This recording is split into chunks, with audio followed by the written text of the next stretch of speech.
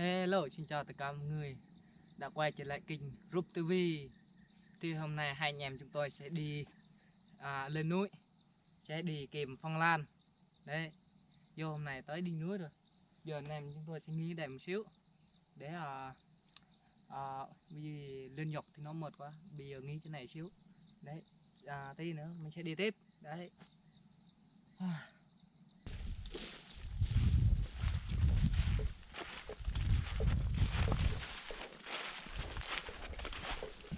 Thì hôm nay hai anh em chúng tôi sẽ đi lên núi để kìm phong lan. Đấy, thì hôm nay thì mùa này thì mùa mưa, thì hôm nay mình đi lên núi đi dò dạo, gặp cái gì thì mình bực cái gì nhá. Đấy, thì khu vực này thì trong làng nha. Đấy, phong cảnh này chỗ này rất là đẹp luôn. Đấy, cảm ơn tất cả mọi người hôm nay đã quay video của mình thấy hay, like và chia sẻ nha. Đấy, hiện tại thì trước mặt anh em mình thì thấy được nằm này, nó mọc này, chung luôn này, to quá này. Đấy, nhìn thấy chưa? Đấy,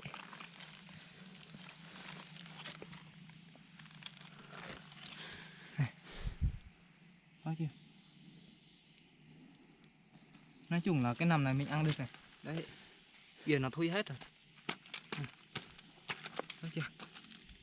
Đấy, to luôn này. Đấy, hiện tại thì trước mặt anh em chúng ta sẽ thấy được một ngôi làng này. Đấy, đây là làng làng lành nha.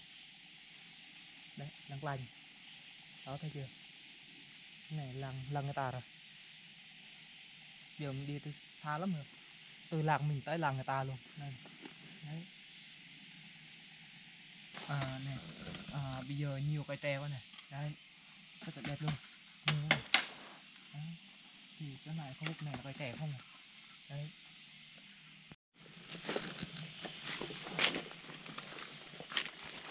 rất là mượt luôn.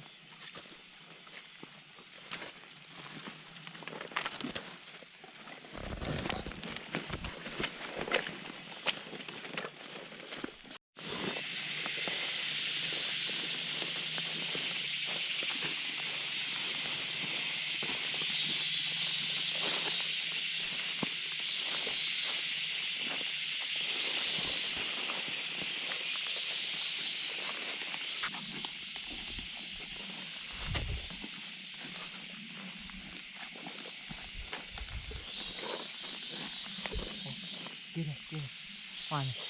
Đấy, thấy chưa? Vai rồng, vai rồng, vai rồng. Vai rồng. Rồi, hiện tại thì trước mặt mình đã hái được một cây rồi. Đây này, vai rồng này. Đây, đẹp không này, sắm. Đấy, thấy chưa? Đây, giờ mình đi kiếm tiếp.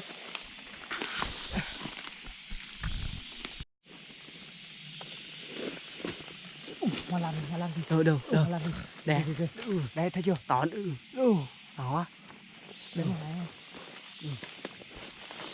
Bao lỗ xong đã, tí nữa mình đi. Nè, đi.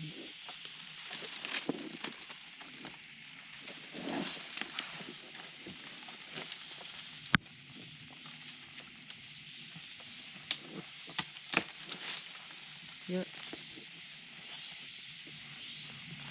Wow, đâu đẹp cây rồi, được mấy cây đây. Cuối cùng thì mình cũng đã lên tới rồi. Đây này, đây này, rất là đẹp luôn. Đây, lộ vàng nha các bạn, đây là lộ vàng nha.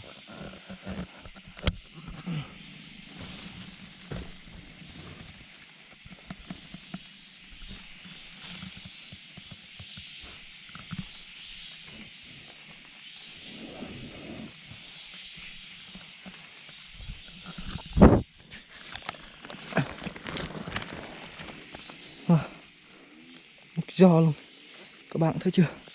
Đây, đây này, rất là đẹp luôn này. Đấy, này, mới thần này. Đây, rất là đẹp luôn nha. Đây đây đây.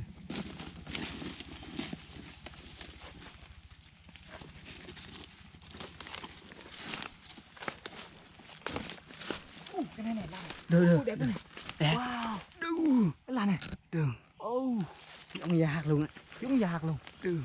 Làm gì vậy ta? Đẹp ghê thật á. Đâu. Thấy lá nữa thôi.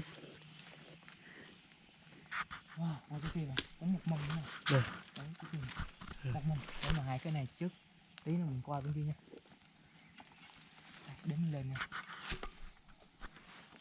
Còn kia còn một mầm nữa kìa. Mầm nhỏ này.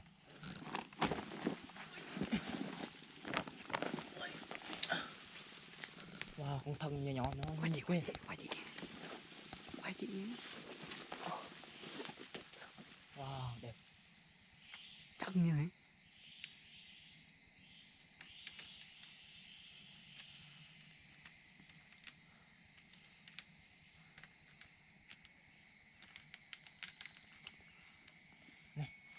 Thấy chưa? Được, đây này. Đẹp luôn.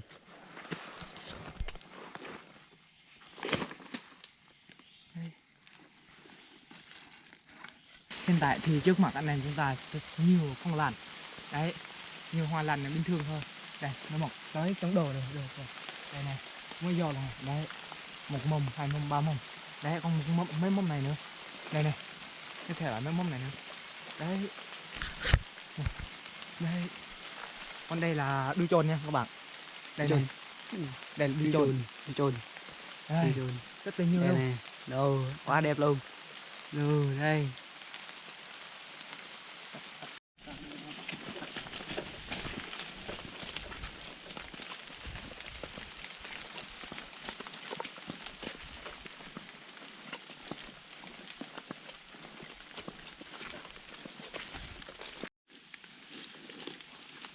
Hiện tại thì anh em chúng tôi sẽ đi hướng này nữa. Để kiếm hướng này. Nếu không có hướng này thì anh em chúng tôi sẽ về nha. Cái này thêm thứ hướng này nữa nha. Các bạn theo dõi nữa nha. Cày phong lan, nhưng mà phong lan này cũng đẹp.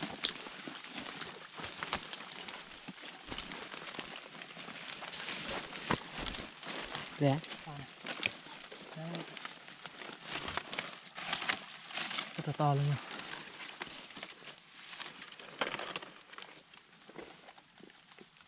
Hiện tại thì trước mặt anh em chúng ta đã thấy được chỗ kia này, làng người ta này. Gia Crong. Đấy. Cái này này. Mình đi tới làng người ta luôn. Đấy.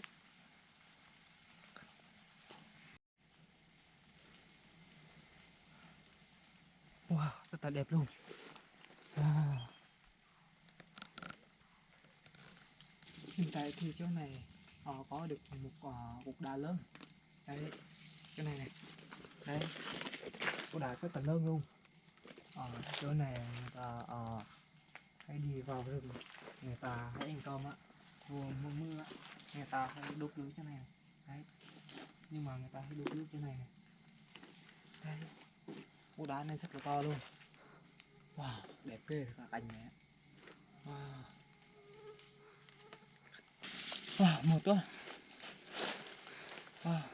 Đi xa sang dọc đường này.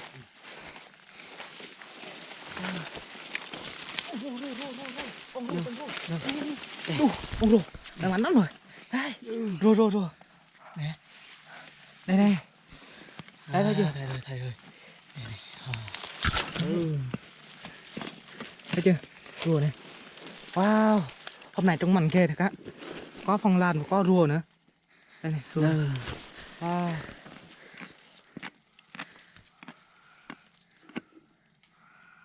Đây, thấy chưa? Đây. Đấy.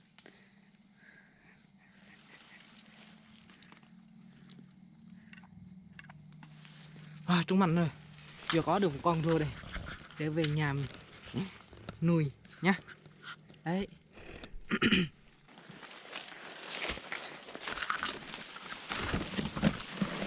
Lại cái đường rất là dọc luôn. Đây không làm được. Hoàng Việt Hát. Hoàng Việt Hát này các bạn. Đấy, nhìn này, xuống đường này đi từ nãy giờ có gặp được một cây hoa phi hạt thôi. Đấy, gặp được một cây này thôi, gặp được một con rùa nữa. Đấy.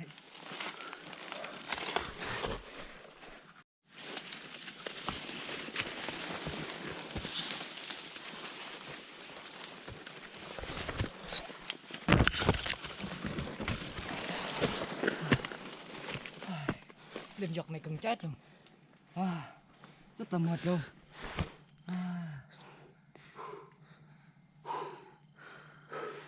Hiện tại thì đang đốt lửa để nướng mắm để ăn cơm buổi chiều nha.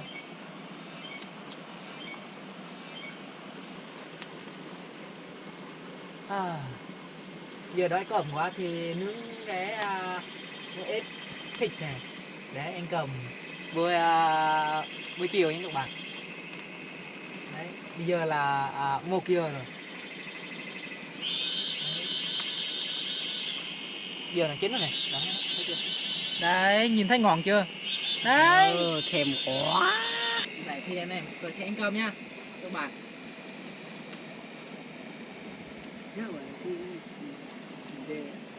Quá rồi á. Suýt nữa thì đố mất rồi.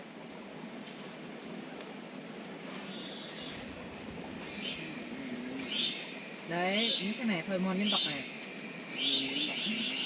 Không bào à? Giờ mời anh em ăn nha. Đây là cơm này. Đấy.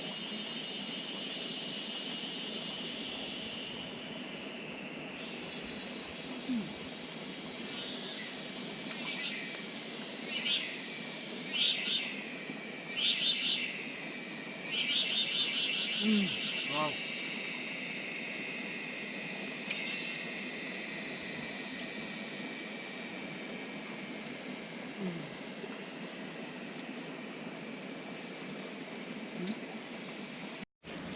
Hiện tại thì anh em chúng tôi đã ăn cơm xong rồi. Đây này. Đây, đừng là món đồng bào luôn này. Đấy. Bây giờ thì anh em chúng tôi đã ăn xong rồi. Giờ nghỉ chân rồi. Giờ anh em chúng tôi lại đi lên đường tiếp nha. Đấy.